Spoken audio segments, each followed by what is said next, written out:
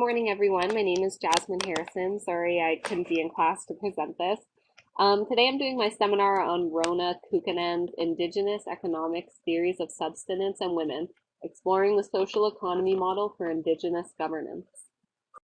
To begin my seminar, I thought it'd be interesting to ask some people that I live with, just family and friends, some general questions about themes that I thought Rona was kind of addressing throughout the article, just in regards to Indigenous people, specifically women, and what they think the definition of certain common attributes of things in society would be.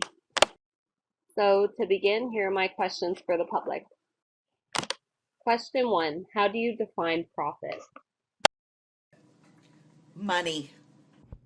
I would define profit as money that is made over and above the initial cost or investment for something. Gaining money for the benefit of yourself off of somebody else. Question 2, what do you think is the greatest thing you think we can pass on to our children? Good habits, how to show love, how to receive love, and how to treat people, how to be happy, and live at peace. I think the greatest thing that we can pass to our children is a respect for others. In other words, the love thy neighbor. The ability to love someone or something without the requirement of being loved, needing to be loved back. Question 3, when you first hear the words Indigenous women, what do you imagine? Native women living in poverty and lots of suffering. When I hear the words Indigenous women, I think of our First Nations, the Aboriginal people. Any group of women that are originally from a certain place or area. Question 4, do you feel as if you have a voice that is heard in this country? No, absolutely not. I think that women generally aren't heard. They have to fight to be heard, and overall, I think that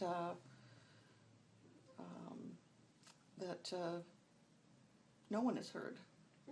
In general, I definitely feel I have a voice. I don't feel there's any oppression or anyone silencing me in this country. If it's regarding the government and things like that, no, my voice really isn't heard, but on a person-to-person basis, I feel whether or not people want to admit your voice means something, subconsciously, it is being heard.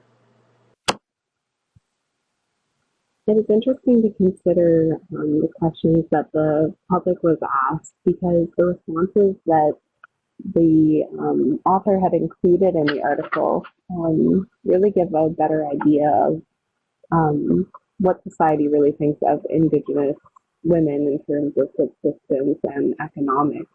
So in regards to the first question, how do you define profit? If you look at the very first page of the article, one of the people, Antoinette Helmer, states that it's goods derived from the land and the sea and Mother Earth's bounty, which really speaks to the nature of what was really important for the Indigenous in comparison to people who could be seen more as settlers. Question 2, what is the greatest thing you think we pass on to our children? A lot of people's responses focused on love and giving and receiving that, when the Indigenous suggests that the land is one of our greatest things that we give to our children. Question 3 asks, when you first hear the words Indigenous women, what do you imagine? And it was interesting to see the responses, people associating Indigenous women with poverty or suffering, stuff like that. When really people tend to have, they suggest in the article, a tendency to have a really binary view of men as the hunters, women as the gatherers, being the weaker sex, having less things to offer to the community, which is a complete stereotype. Question 4 asks, do you feel as if you have a voice that is heard in this country? Which some people responded yes, other people responded no. Um, the response in the article was that they feel that they simply have no voice in regards to negotiating between capitalism and tradition. And it's at that point that Rona's point kind of mentions the TINA syndrome in regards to global capitalism, which stands for there's no alternative syndrome. In this case, for anything other than global capitalism, people feel as if they're stuck in this system. And so the public kind of responds in a way that pertains to that and suggests that they too don't feel that they have a voice, or some people do. Essentially, the main theme focused on in this article is the definition of what is subsistence, which online is defined as the action or fact of maintaining or supporting oneself at a minimum level. So things such as upkeep or livelihood, nourishment or food are all synonymous with those concepts. So within the article, Rona really goes over the links between Indigenous economics and especially how that applies to women, and the fact of women being large contributors to maintaining Indigenous subsistence and continuing on cultural traditions, which is something that we're going to go over throughout the rest of the seminar. So as I mentioned before, a lot of Indigenous people feel that the TINA syndrome has really played a large part in dominating traditions because of global capitalism and the attempts to conquer other ethnicities and cultures in an attempt to gain power and control. This is where a concept of the war against subsistence comes into mention, where people are forced to submit all power and control to the capitalist system. So this concept against subsistence makes sense if we really consider the different routes in which the dominant class makes it challenging to subsist as people once did. Consider the 2 UN covenants mentioned in the article, the Covenant on Civil and Political Rights and the Covenant on Social and Economic Cultural Rights, which the International Human Rights Framework recognized rights of all people to their own means of subsistence. The recent adopted UN Declaration on the Rights of Indigenous People acknowledges the extension of this right to Indigenous peoples, noting that Indigenous people have the right to their economic systems as well as the right to engage freely in all of their traditional and economic activities. It's a nice idea, but considering the obstacles that are in place, things like the fact that subsistence activities usually require money nowadays in order to buy supplies and equipment that are needed for the activities, such as fishing, hunting, beating, and so on, as well as Rona quotes, the wildlife and game regulations under the guise of conservation, the establishment of parks, seasonal hunting closures, and rules set out by the government to impose limitations on subsistence economics, radically altering the social and economic organization of indigenous societies since the late 19th century. So the main theme that I would like to discuss is the position of women in regards to subsistence in indigenous communities when dealing with the capitalistic system. The concept of what is considered valued work has mainly been established by a modern patriarchal system that believes that if it does not have profit value from wage labor, then it is not valuable. For example, the ideology that a homemaker with children or caring for older relatives is associated with the statement, "she does not work," is continuously perpetuated. More and more money is now required to allow for subsistence activities in what is now considered a mixed economy characterized in the indigenous community. Mixed economies are defined as a mix of activities such as subsistence, commodity production, wage labor, transfers such as social assistance, unemployment insurance, welfare, pensions, and other statutory or fiduciary payments, and enterprise. Although a subsistence economy alone no longer meets all the needs of the community, it continues to play a significant economic, social, and cultural role in many Indigenous communities, according to Rose. Essentially, the war on subsistence is a war not only on the Indigenous community, their culture, traditions, social organization, and so on, but thus becomes a war on women. It is a well established fact that women's economic contributions have a tendency for counting for nothing. So, this is what leads us into the next part of the seminar. So for this part here, I'm going to show a film clip off of YouTube of a woman named Andrea Landry, who's the youth executive of the National Association of Friendship Center in Canada, who attended a meeting for Indigenous youth last week at the UN headquarters in New York. Andrea had spoken with UN TV multimedia producer Mary Faria about the struggle of Indigenous women in terms of gender, identity, and discrimination. So some ideas to keep in mind while watching the clip include questions such as who she is, what has she done, and what acts of subsistence is she continuing to maintain of Indigenous culture, especially by noting the work of women.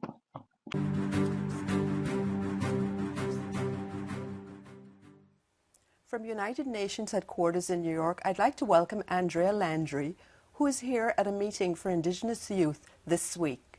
Welcome, Andrea. Bonjour, hello. Okay, so Andrea is also the youth executive of a group called the National Association of Friendship Center in Canada. Today we'll be discussing issues facing Indigenous women in that country, issues like gender, identity, and discrimination. So Andrea, for the first question, how do Indigenous women and Indigenous people in Canada identify themselves? Is it through land ownership or specific family heritage? It differs from community to community. The most integral component of our identity comes through ceremony and our land. The land in itself is seen as a living and breathing entity, and we work in partnership with the land to ensure that we honor it. We do come from a variety of different nations across the country. These nations go in accordance with our bloodlines and our heritage as Indigenous peoples. So I come from a small community in northwestern Ontario called Paceplat First Nation. It's an Anishinaabe community. We're also called Ojibwe in the English language, but we identify ourselves as Anishinaabe people. It's through these kinds of things that we really do gain our identity, and in partnership with the land and ceremony is how we are fully developed as an Indigenous person. How does society treat women in your specific community? Are they treated any differently to any other women? Indigenous women in Canada have high levels of discrimination and racism within mainly the urban settings. On our reservations it's not so bad because it's Indigenous peoples living together. But when you go to the urban settings, you find high levels of murder and rape, and most of them are hate crimes against our women. In Canada right now, we have over 600 cases of missing and murdered Indigenous women, and these cases aren't being looked into by the RCMP or the federal government, and there's no exact solution to why these cases aren't being looked into. For example, when an Indigenous woman does go missing or is found murdered, a lot of the time the case is kind of left closed in a sense because, simply put, a lot of the time their ideologies are she's just an Indigenous woman, she's just a prostitute, she's just a hooker, it's not worth it. And it's through this that you see how much it really does impact our young Indigenous women specifically, because a lot of these cases pertain to young Indigenous women under the age of 30. And it's quite frustrating when these cases come up over and over and over again. The number of 600 is just an estimate. There's also an estimated approximation of about 1,000 cases of these women. And it's quite substantial, and many of the Canadian society is very unaware of this situation. They're unaware of why these cases aren't being explored or investigated. So it's pretty difficult being an Indigenous woman in Canada. From the processes of colonization and assimilation, we see the same ideologies implemented into our non-Indigenous counterparts. And the action to engage and create change isn't necessarily there as high as it should be.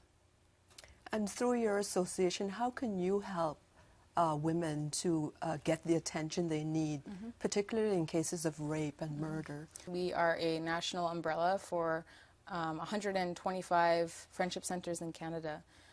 We each have provincial territorial associations as well. So the British Columbia Association of Aboriginal Friendship Centres has a program called the Moose Hide Campaign, where they attach a piece of moose hide to themselves and they state that they don't support violence against Indigenous women.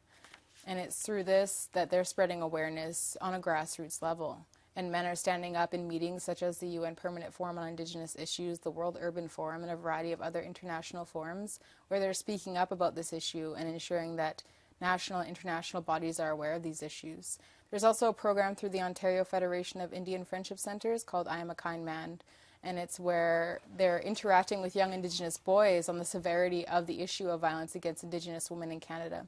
And this way, young Indigenous boys are becoming involved in their culture and ceremony and traditions, yet it also gives them a chance to engage with non-Indigenous peoples on these issues that are affecting our women in Canada.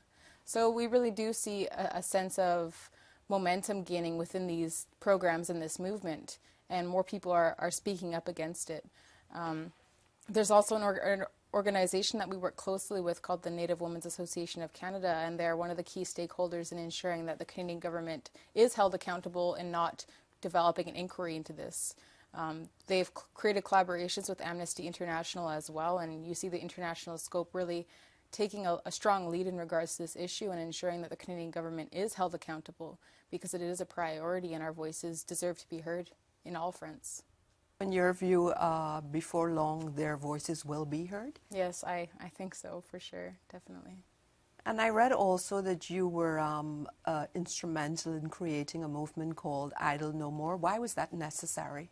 So basically the Idle No More movement, I wouldn't say I was necessarily one of the founders. There were 4 founders based out of Saskatchewan, and the reason why this movement started was to ensure that our treaty rights are protected and honored, because the treaty rights were collaborative between the Crown, the federal government, and Indigenous peoples of Canada, and they're not being honored. The 4 founders came together to develop this movement through the utilization of social media. And basically it grew and expanded. I started holding small rallies in the city that I live in Windsor, and also on my reservation of Paysplat First Nation. And then from there, myself and my colleague, Jody Kichigo, we organized a national rally on January 11th in Ottawa. We had about 8,000 people present, and it was through this that I really saw the power of including ceremony in all of our rallies. So whether it's hand drumming, whether it's smudging, whether it's putting tobacco in the water and honoring the land, ceremony really grounds us within these rallies, and it's a peaceful movement, and now you see it occurring in other countries around the world. It's become an international movement in a sense, and it's based on the fact that these 4 women saw the reality of how much the Canadian government was implementing assimilative legislation through Bill C-45 and not involving Indigenous peoples in consultation processes. So once other people became aware of this issue, it had a snowball effect, and now you see rallies occurring across Canada. January 28th was another National Day of Action, and I think there was over 100 different movements occurring in different cities across Canada for support of the movement. So it's really gained a powerful sense within Canada. So could you tell me exactly how is social media helping the cause? So the first thing they utilized was Twitter, and they used the hashtag #IdleNoMore. And pretty soon all the other Indigenous peoples utilizing Twitter slowly caught on to that, and pretty soon it reached high numbers of tweets. And then you also saw the discriminatory effect of it, though, because people who were against Indigenous peoples in this movement began putting racism into it. After the movement that occurred on January 11th in Ottawa, I received a high variety of hate threats, rape threats, and murder threats after I did a speech on Parliament. And this is just another instance of discrimination against Indigenous women. You know, I'm going to rape you and all the other Indigenous women who are involved with this cause.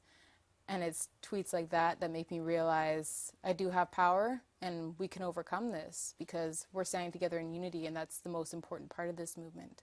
So social media does have its downfalls in regards to this movement, but it also has its benefits because it's created an international community, and we're standing together in solidarity. But how do those threats affect you personally? When I first read them, I get frustrated and a little sad, but I always go to ceremony. You know, I'll smudge, so we burn sage or sweetgrass, and you just put it around yourself and pray, and it gets rid of all the negative energy.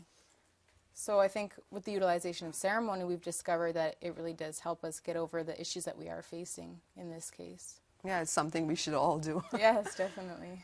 So from the meeting this week, are you tweeting at all back to your community? Yeah, I've been tweeting a lot on just inspiring quotations that I've been hearing within the meeting from other regional representatives, as well as just key information that's going to come from this meeting. And I've been getting a lot of responses on keep us updated, keep on telling us what's going on, and it's really inspiring to see the support that I've been gaining from people who can't necessarily be at the meeting, because I'm representing North America, but at the same time, it's not my voice at the table. It's the voices of all the youth of North America who are involved with any kind of Indigenous movement, whether it's the UN Permanent Forum on Indigenous Issues or Idle No More, or even just in their home community. I'm trying to bring their grassroots voices up to the level of the United Nations, and it's integral that their voices are represented at this table. And so from this week's meeting, what can you take back to help your people? I think a lot of the time when I go to United Nations meetings, it's important to write a report, but at the same time, you have to breathe life into that report. You have to provide outcomes, and you have to provide a sense of understanding of how to communicate with your community in regards to what occurred at these meetings. Because I could go to the meeting and come back home and not say a word, and what's the point of that? So to ensure that you do come up with a briefing note of some sort, but also you show the outcomes of the documentation that occurs from the United Nations or the United Nations Permanent Forum, or even provide them with the final document that will be released because of the work of the expert group meeting. So just ensure that everyone is involved and they know the work that is going to become a part of the work that you did while you were attending the United Nations.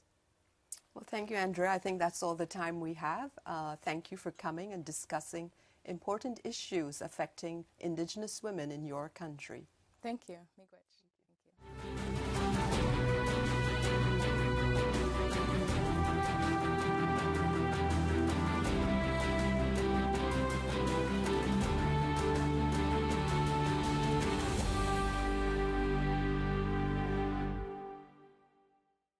So some comments on the clip are examples of acts of subsistence that Andrea is continuing to maintain of the Indigenous culture. Includes, if you think about the small rallies that she had held in Ottawa, and that other people throughout movements in Saskatchewan and such had included in their peaceful movements, are things such as hand drumming, smudging, tobacco used in the water to honor the land.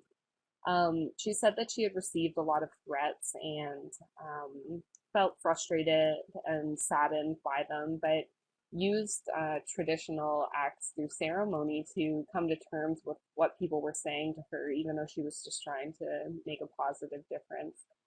So that included the burning of sage or sweetgrass to help relieve that frustration and relax and really bond with the community and find support in other Indigenous people, especially the women, to create those bonds of support and to really work on making a difference. It's interesting to consider the key tactics that are included in the capitalistic mode of exploitation, which includes, as Rona states, by dismissing subsistence economies as backwards and as primitive, it's possible to devalue them and make them invisible, while at the same time used to exploit them to subsidize and uphold the process of capitalistic accumulation. It's interesting to note how predominantly white European male settlers had attempted to label natives upon their first contact with the same type of labels, such as being savages or primitive, or living like lives of chaos, just to downplay the significance of their lives and try to dehumanize them. The modern economy attempts to tell the Indigenous women that their work is not of value and to convince others in society of the same.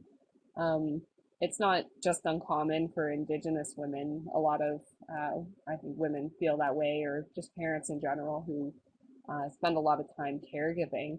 The attempt is, while creating this illusion, the women are exploited and their work is sold for cheap labor while receiving no credit. So, such as the different fabric making mentioned throughout the article, or just a work of selling different crafts of beading, or just general exploitation of just making them feel that their work isn't valued, and then using it to sell for cheap. So I thought it'd be good to include some discussion questions, although I won't be there to hear the responses. Question one, I ask to provide and explain an example of how women of a specific culture, race, ethnicity, religion, and so on play a role critical to the community's survival. So, like I said, with Indigenous women, a lot of the focus had been on maintaining cultural traditions that really keep a bond in the community. So what other examples can you think of? Question two, what other examples of devaluation can you think of in regards to women in your community? So not only the critical roles that they play, but what exactly is being considered of lesser value? And question three, what are some ways that we can help encourage, maintain, and promote for future generations the aspect of subsistence within the Indigenous community? So although maybe we don't smudge or participate in different ceremonies, what can we do in our own time to really ensure that this culture is appreciated and really take the time to acknowledge the importance of continuing on those traditions and appreciating the culture? In conclusion, I'd like to end with a quote from Rona's article that states that even at present, women's subsistence activities are strategies of survival and Indigenous ways of erecting buffers against the economic instability created by top-down models and policies. I really found this article interesting and really connect with a lot of the themes throughout it because my son's great grandmother was adopted but has native status, and she never really took the time to, I feel like, connect with her roots and find different ways to really continue on different traditions, even though she may not have known a lot about it, but being a large part of her history, I think it's worth it to look into for my son. So taking on a position of a woman attempting to maintain these acts of subsistence and cultural traditions to really change the way that society views Indigenous women and the value of their work, I think is really important. So hopefully this gave you a good idea of what Rona Kukanen's article was about and ways to really find appreciation through the work of Indigenous women and the effects that the capitalist system has on them. Thank you for listening, and I hope you have a good rest of your day.